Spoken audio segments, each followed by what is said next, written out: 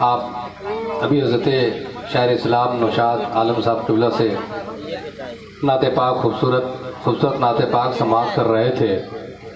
ذات وقت بہت زیادہ ہو چکا ہے، ابھی دو عظیم خطیب کی خطاب باقی ہے۔ میں استاد العلماء خطیب اہل سنت ناشر مسلکی اعلیٰ حضرت منبع اخلاص حضرت علامہ جمال الدین صاحب قبلہ ان کی صدارت میں آج کا یہ شاندار پروگرام ہے۔ حضرت کی بارگاہ میں گزارش کرتا ہوں کہ حضرت تشریف لائے، اپنے خطاب نایاب سے ہم سامعین کے قلوب کو منور و مجلہ فرمائیں۔ آپ تمامی حضرات ادب و احترام کے ساتھ حضرت کا استقبال کر لیجئے۔ نعرہ تکبیر، نعرہ تکبیر، نعرہ رسالت، جشن عید میلاد النبی بتقریب شادی خانہ آبادی حضرت علامہ جمال الدین صاحب قبلہ، نعرہ تکبیر، نعرہ رسالت۔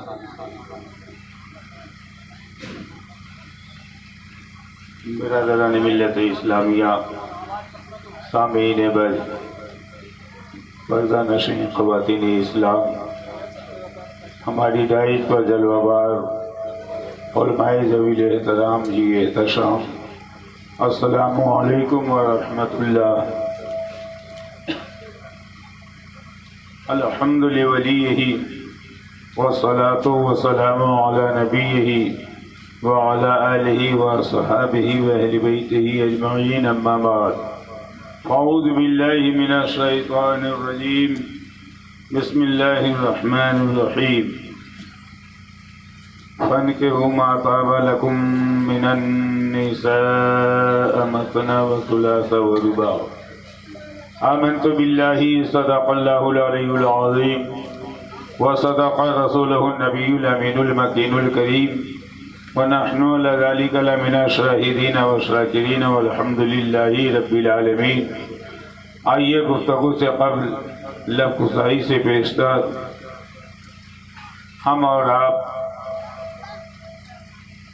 صدر ایوان رسالت، بدر اخلاق نبوت، تاجدار عرش عظمت، مطلع انوار قدرت، جس پہ نازا ہے مشیت، جن کا ہر صحابی نجوم ہدایت، غم گسار دین و ملت، رازدار حال امت، خانہ کعبہ کی زینت، مسجد اقصی کی حرمت، مصطفیٰ جان رحمت، شمع بجم ہدایت، آفتاب نبوت، ماہتاب رسالت، لقہ ابر رحمت، وہ رسول جن کے لبوں کی نزاکت، وہ رسول جن کے کانوں کی سماعت، وہ رسول جن کے آنکھوں کی بصارت، وہ رسول جن کے ستم کی قناعت، وہ رسول جن کے کف پا کی حرمت، جناب احمد مصطفیٰ محمد عربی صلی اللہ تعالی علیہ وسلم کی بارگاہ بے کس پناہ میں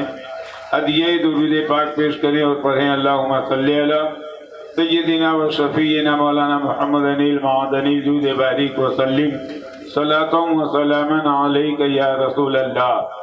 کیونکہ اگر میں صاحب خانہ نے مجھے بلایا ہے تو میں ان کا مہمان ہوں، اور آج ہمارے مہمان بالخصوص خطیب الہند حضرت علامہ مولانا محمد ذکر اللہ مکی صاحب ہیں، جو ابھی آپ نے نقیب اہل سنت سے سماعت فرما لیا ہے۔ بس میں صرف چند باتیں پیش کر کے میں زیادہ وقت نہیں لوں گا، یہ تو آپ لوگوں نے اندازہ لگا ہی لیا ہوگا، بار بار ایک بات کو ریپیٹ کرنے سے فائدہ کیا ہے۔ وہ کہتے ہیں کہ وقت پر کافی ہے ایک قطرہ آب خوش ہنگام کا، اجل گئی کھیتی برسا میں تو پھر کس کام کا، یہی والا معاملہ ہے۔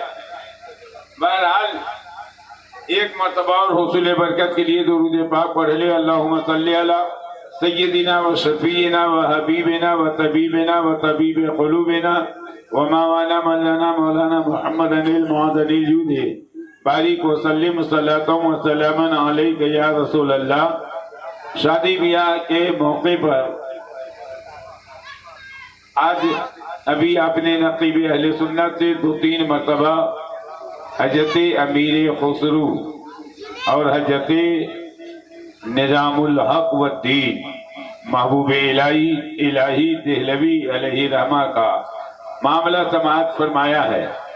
انہوں نے ذہن مبذول کا دیا ہے میرا، اور شادی کی محفل بھی ہے، اسی سے لگے ہوئے ایک دو باتیں پیش کر کے اپنی بات ختم کروں گا بہت جلد۔ رب نے فرمایا فَانكِحُوا مَا طَابَ لَكُم مِّنَ النِّسَاءِ، جب تم نکاح کرنا چاہو جو تمہیں پسند آئے، جو تمہیں پسند آئے عورتوں میں سے، ایک ایک، دو دو، تین تین، چار چار۔ فَإِنْ خِفْتُمْ أَلَّا تَعْدِلُوا، اگر تمہیں یہ ڈر ہو کہ اس کے درمیان انصاف نہیں کر پاؤ گے، عدل نہیں کر پاؤ گے، تو الا واحدہ، ایک ہی پر زندگی گزارو۔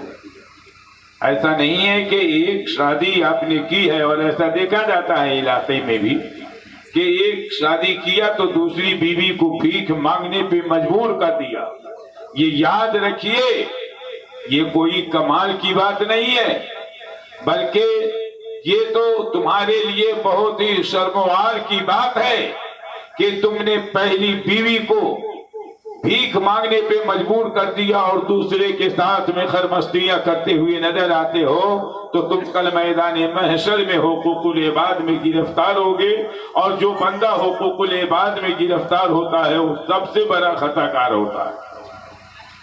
اس لیے کہ نکاح، شادی بیاہ بھی آپ نے سماعت فرمایا کہ سب سے بہتر، سب سے عمدہ، سب سے اعلیٰ، سب سے افضل، سب سے عظمت، سب سے اہمیت اور رفعت والی شادی وہ ہے جو کم خرچ میں ہو، کم خرچ میں ہو۔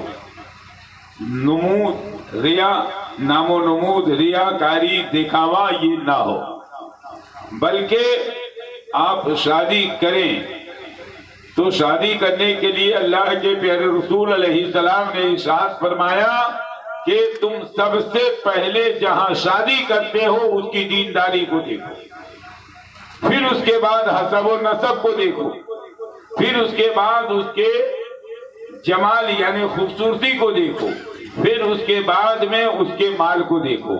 مگر آج سب سے پہلے ہم مال کو دیکھتے ہیں، لیکن آج ابھی آپ نے حضرت حافظ و قاری محمد سجاد رضوی صاحب سے سماعت فرمایا ہے، 10,000 نہیں بلکہ عرس رضوی کے موقع پر غالباً 1982 سے حضور سیدی سندی مرشدی آقائی نعمت مرشد برحق فنا فی اللہ باقی باللہ مجدد ابن مجدد ولی ابن ولی مفتی ابن مفتی متقی ابن متقی تاجدار اہل سنت مفتی آدم ہند نہیں بلکہ مفتی عالم اسلام حضور مفتی آدم ہند کے وصال کے بعد 1982 میں بریلی شریف گیا، جب سے لگاتار شاید بیچ میں 2-3 مرتبہ غیر حاضری ہوئی ہو عرس رضوی کے موقع پر، تو اس مرتبہ غالباً 30,000 مسلم بچیاں مرتد ہو چکی،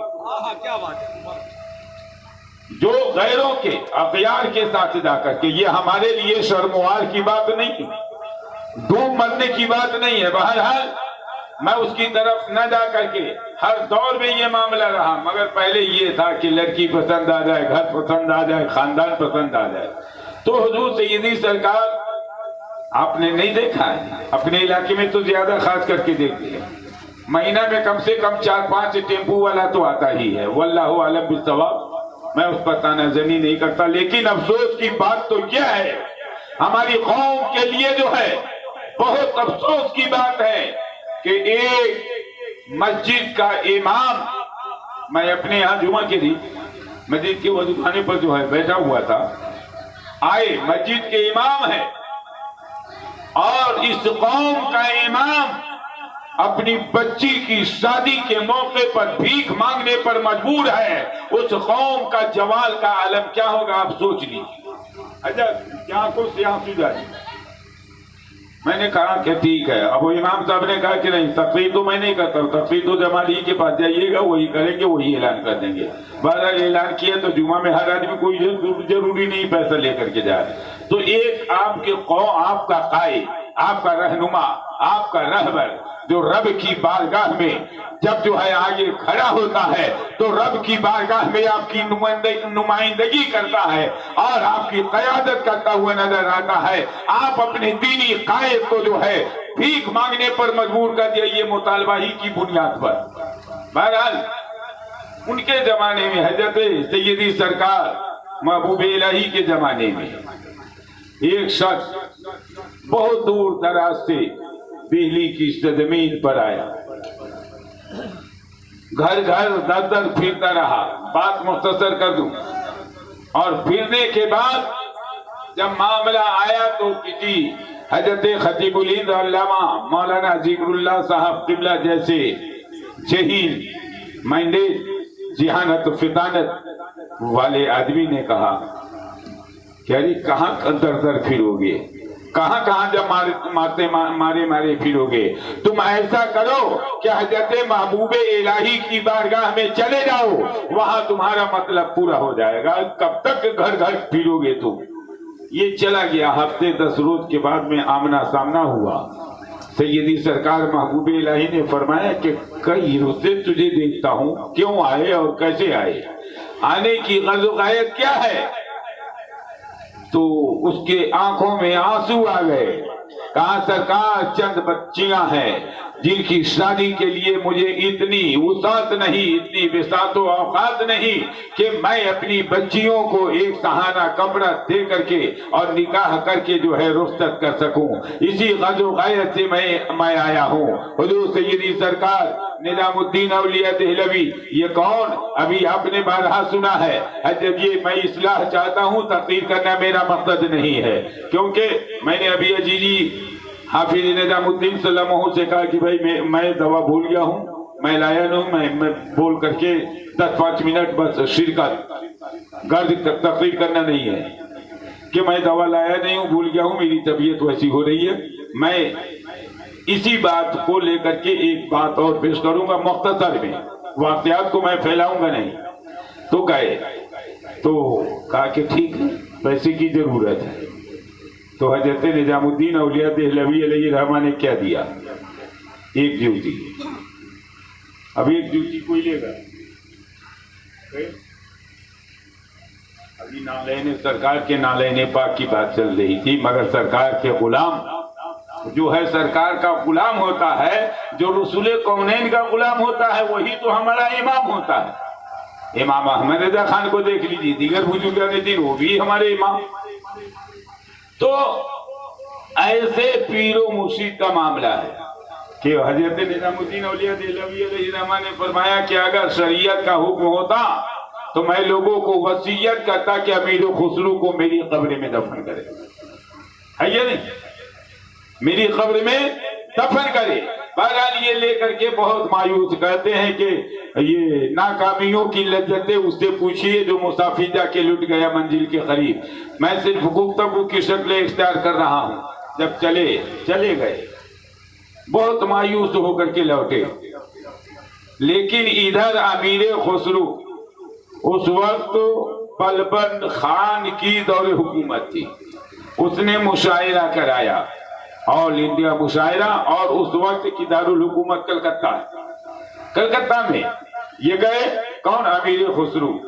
اور وہاں گئے تو صدارت بھی ان کی، قیادت بھی ان کی، اور ساتھ ساتھ میں جو ہے شاعر کی حیثیت ہر مقام کو سنبھالے ہوئے گئے. اور تمام شاعروں میں سب سے اول نمبر پر آئے. اب اول نمبر پر آئے تو آج کل جو ہے علماء کے یہاں پر ہر معاملہ آتا ہے تو وہیں پر ختم ہوتا ہے. بہرحال کھلوں گا نہیں اشاروں میں. علماء کے یہاں پر سب کمی آ جاتی ہے. جب آئے تو آنے کے بعد میں جو ہے اس وقت کے بادشاہ نے ان کو کھچر پر جو ہے سونے چاندی کے سکے لے کر کے آ رہے تھے. تو گورکھپور کی جنگلوں سے گزر رہے تھے. ایک جگہ خیمہ زن ہوں گے تو حضرت امیر خسرو نے فرمایا بوئے شیخ می آیت، یعنی شیخ کی خوشبو آتی ہے. لوگوں نے کہا دیوانے اور پاگل ہو گئے ہو، کہاں دہلی کہاں گورکھپور، اور یہاں یہ بوئے شیخ می آیت، یہ بات سمجھ میں نہیں آتی. کہا مانو یا نہ مانو، رات کی تاریکی ہے، ہر طرف ظلمت چھایا ہوا ہے، ہر طرف تاریکی ہے، ہر طرف اندھیرا ہی اندھیرا ہے۔ ایسے ماحول میں امیر خسرو کہا کہ تم لوگ اب جو ہے یہ خیمہ نصب کرو اور میں جا رہا ہوں۔ جاتے جاتے گئے، وہ بیچارہ مسافر ایک درخت کے نیچے جو ہے سو رہا تھا۔ یہ پیدل آیا تھا، تھکا ماندہ تھا، اور تھکے ماندے کو نیند کیسی آتی ہے آپ جانتے ہیں۔ جب معاملہ آیا ہے تو یہ قدم کی آہٹ محسوس ہوئی تو بیدار ہو گئے، ڈر سے گئے، تہم سے گئے اور قریب پہنچے تو امیر خسرو نے سلام کیا، سلام کا جواب دیا، کہا کہ کہاں سے آ رہے ہو؟ کہا کہ میں دہلی سے آ رہا ہوں۔ کہا کہ دہلی کس لیے گئے؟ کہا کہ محبوب الہی کی بارگاہ میں گیا تھا، اور جانے کے بعد میں جو ہے کس لیے گئے تھے؟ تو بچی کی شادی تھی اس لیے گیا تھا۔ کہا کہ اب معاملہ آیا ہے، تو جب ایسا معاملہ آیا تو کہا کہ کچھ ملا؟ کہا کہ نہیں، کچھ بھی تو نہیں ملا۔ کہا کہ ہمیں تو بوئے شہق آتی ہے، کچھ بھی تو ملا ہوگا۔ کہا کہ ایک جوتی۔ کیا؟ ایک جوتی۔ کہا کہ ارے باپ رے باپ، ایک جوتی۔ کہا کہ تمہاری نظر میں کچھ نہیں ہے، لیکن اب بولو، میں سفر کی حالت میں ہوں، تم اس کی قیمت کیا لوگے؟ کہا کہ مذاق غریب کے ساتھ ایسی دل لگی اور مذاق کرنا اچھی بات نہیں۔ کہا کہ ٹھیک ہے، ایسا معاملہ ہے تو بولو قیمت کیا لوگے؟ کہا کہ میں نہیں، جو آپ دے دے۔ کہا کہ دیکھو سفر کی حالت میں ہوں، خچر پر سونے چاندی کے سکے لدے ہوئے ہیں، یہ سب تمہارے ہیں، لیکن یہ نالین، یہ جوتا جو ہے مجھے عطا کر دو، مجھے دے دو۔ اب حضرت امیر خسرو نے جو ہے اس جوتے کو لیا، ادھر وہ غریب جو ہے آگے بڑھا اور یہ ادھر لے کر کے اپنے سر پہ رکھا، اوپر سے جو امامہ باندھ لیا، اور جب نظام الدین دہلوی علیہ رحمہ کی بارگاہ میں گئے تو حضرت نظام الدین اولیاء دہلوی علیہ رحمہ نے فرمایا، کیا اے امیر خسرو، تم میرے لیے کیا لائے ہو؟ کیا تحفہ لے کر کے آئے ہو؟ حضرت امیر خسرو نے جو ہے اپنا امامہ کھول کر کے وہ نالین جو ہے اپنے پیر و مرشد کی بارگاہ میں پیش کر دیا۔ تو یہ ہے شادی کے بیاہ کے موقع پر یہ بھیک مانگنا، یہ در کی ٹھوکریں کھانا، یاد ہمارے مطالبات نہ ہوتے تو آج یہ مسلم قوم کو یہ دن دیکھنے کو نہیں ملتا۔ آئیے آج ہم جو ہے شادی کرتے ہیں، کل جو علماء بتاتے ہیں، بہت سنے ہوں گے آپ تقریر، کئی مرتبہ یہ آ چکے ہیں، تو ایک مرتبہ تو جس روز پروگرام تھا اسی روز میرا ٹکٹ تھا، میں نے کہا بھائی میں مجبور ہوں اس لیے میں جا رہا ہوں۔ تو بہرحال کہ ماں کے قدموں تلے جنت، ماں کے قدموں تلے جنت ہے، اور سسر ساتھ کے قدموں تلے کیا ہے؟ تو ماں کے قدموں تلے جنت ہے، اس کو سلام کون کرے بھائی؟ ملی جائے گی جنت۔ لیکن ساس سسر کے قدموں تلے تو گودریج کی الماری ہے، فریج ہے، واشنگ مشین ہے، مکسچر فری ہے، پکچر ہے، سب کچھ تو وہاں، تو سلام اس کو نہیں کرے گا۔ آپ بیل بیچیے گا تو جائے گا کہاں؟ ارے دو پیر والا جانور بیچیے گا، جانور اس لیے کہوں معاف کیجیے گا، اس لیے کہ ہم حیوان ناطق ہے، کیوں حیوان ناطق ہے، وہ حیوان ہے، ہم حیوان ناطق ہیں۔ بہرحال اس کو نہیں سمجھے گا، وہ الگ کی بولی ہے۔ میں یہ عرض کر رہا تھا کہ آپ بیل بیچ دیجیے گا تو کہاں باندھے گا؟ آپ اپنے دروازے پہ لائیے گا نا، تو یہ دو پیر کا جو بچڑا بیچا تو اس کے دروازے کون اس کا گائے گا جس نے خریدا ہے؟ آپ کا کیوں گائے گا؟ آپ کو تو جوتی آئے گا۔ بس منٹوں میں بات ختم کروں اب کہ ایک بادشاہ ہے، بہت رنگیلا بادشاہ ہے، خرمستیوں میں زندگی گزار رہا ہے، گھوڑ سواری کا بہت شوقین ہے، شکار کا بھی شوقین ہے، گھوڑ سواری کا اتنا ماہر ہے کہ اس کو ابو الفوارس کے نام سے جانا جاتا ہے۔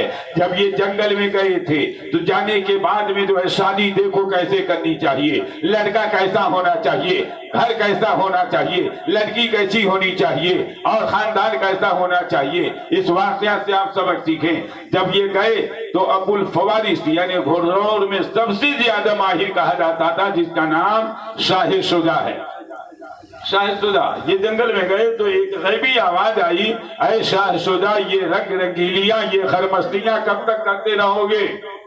پلٹو اپنے رب کی طرف، نہیں تو کل میدان محشر میں گناہوں کی بوجھ سے تمہاری گردن ٹوٹ رہی ہوگی، تم رب کی بارگاہ میں کیا جواب دو گے؟ یہ غیبی آواز صاحب سودا کے دل کو جو ہے ایک دم جو ہے پھیر دیا۔ وہ مقلب القلوب ہے، رب تبارک و تعالی مقلب القلوب ہے، دلوں کو پھیرنے والا ہے۔ جب یہ گھر آئے اپنی بیوی کو بلایا اور بلانے کے بعد میں کہا میری شریک حیات، میں نے تم سے جو ہے زندگی نبھانے کا وعدہ کیا تھا، لیکن اب میں تمہارے ساتھ زندگی نہیں نبھا سکتا، یہ تمہاری مرضی، تمہاری رضا، تمہاری خوشی پر میں چھوڑتا ہوں، اگر تم چاہو تو مجھ سے طلاق لے لو، چاہو تو طلاق لے لو، اور نہیں تو معاملہ ایسا ہے۔ تو جب معاملہ آیا تو معاملہ جب طلاق لے لو تو کہا کہ طلاق، کہا کہ ہاں، کہا کہ کیوں؟ کہا کہ طلاق لو یا اسی محل کے اندر اپنی زندگی گزارو، میں کسی دوسرے راستے کا مسافر ہوں۔ تو بیوی وفا سے آتی، آج کل کی بیوی تھوڑے تھے، سائنس پڑھ کر جرم ڈھائیں گی بیویاں، اور میاں بیوی بنیں گی اور بیوی بنیں گے میاں۔ ہے یہ نہیں یہی حال ہے؟ یہ نہیں مناج بھائی، یہی حال ہے آج کا۔ سائنس پڑھ کر ظلم ڈھائیں گی بیویاں، میاں بیوی بنیں گی، بیوی بیوی بنیں گے میاں۔ تو یہ والا معاملہ ہے۔ جب آیا تو یہ گئے، ٹھیک ہے۔ بیوی نے کہا کہ نہیں، جس راستے پہ آپ چلو گے اسی راستے پر میں بھی چلوں گی۔ ایک شیر خار بچی تھی، یہ 3 جانوں کا مختصر سا قافلہ جو ہے سنت ابراہیمی کو ادا کرتے ہوئے اپنی آبادی کو چھوڑا، تخت و تاج، بادشاہت و حکومت اپنے بھائی کے سپرد کیا، جنگل میں چلے گئے، وہاں رب کی یاد میں یہ لگ گئے، عبادت و ریاضت میں لگ گئے۔ لگنے کے بعد میں جب یہ لگے تو اب جو ہے اتنے رب کی طرف پلٹے ہیں، وَأَنِيبُوا إِلَىٰ رَبِّكُمْ، مسلمانوں پلٹو تم اپنے رب کی طرف، اور جب تم رب کی طرف پلٹ جاؤ گے تو سب تمہاری ہوگی۔ ابھی آپ نے سنا ہے حکومت تمہاری، قیادت تمہاری، سیاست تمہاری، حکومت تمہاری، شہنشاہیت تمہاری، بادشاہت تمہاری، تجارت تمہاری، عمارت تمہاری اور حکومت تمہاری، یہ قیادت تمہاری، صدارت تمہاری، جس کا سب کچھ تمہاری ہوگی، لیکن کب؟ جب نبی کے بن جاؤ گے تب، ایسے نہیں۔ تو آئیے، جب معاملہ آیا تو گئے، لیکن ایک وقت آیا کہ شاہ شجاع کے بھائی کا انتقال ہوا، اس کی بیوہ جو ہے پتہ چلا تو وہاں گئی اور کہا کہ بھائی جان میں آپ کی بارگاہ میں آئی ہوں، یہ بچی جوان ہو چکی ہے، آپ کا بھتیجا جوان ہو چکا ہے، میں آپ کی بچی کے ساتھ اپنے بچے کا نکاح کرنا چاہتی ہوں، اور آپ کے بھائی مرحوم کی دینی خواہش تھی۔ کہا کہ ٹھیک ہے۔ 2-4 روز رکی اور چلتے وقت کہا کہ جواب ہاں میں ملنا چاہیے، نہ میں نہیں۔ اب بچی جوان ہے، اب بچی جب جوان ہے تو اب بچی سے اجازت ضروری ہے نا بھائی، جس کو ایجاب و قبول کہتے ہیں۔ ایک جگہ میں گیا تو کہا کہ یہ کہاں سے ثابت ہے؟ میں نے کہا کہ کتاب سے ثابت ہے۔ تم لوگ مدینہ یونیورسٹی چلاتے ہو اور معاملہ یہ ایسا کرتے ہو تو اتنا بھی نہیں معلوم ہے۔ بہرحال چندن بارہ کی بات ہے، ہاں چندن بارہ کہاں سے ثابت ہے؟ میں نے کہا تو اپنے مولوی کو بلا کر کے لا، میں ثابت کروں گا نا، تمہیں کیا بتاؤں۔ تو بہرحال یہ گئے، باپ نے بیٹی کو بلایا، دیکھیے شریعت میں کوئی عار نہیں، بیٹی کو بلایا اور کہا کہ بیٹی تم ایسی منزل میں قدم رکھو کیونکہ اب میں تمہارا نکاح کرنا چاہتا ہوں، اب تم اجازت دیتی ہو یا نہیں؟ تو باپ نے اپنی بیٹی کو کہا کہ میں تجھے آپ کو اپنے نفس کا وکیل بناتی ہوں، جس سے چاہے نکاح کر دے۔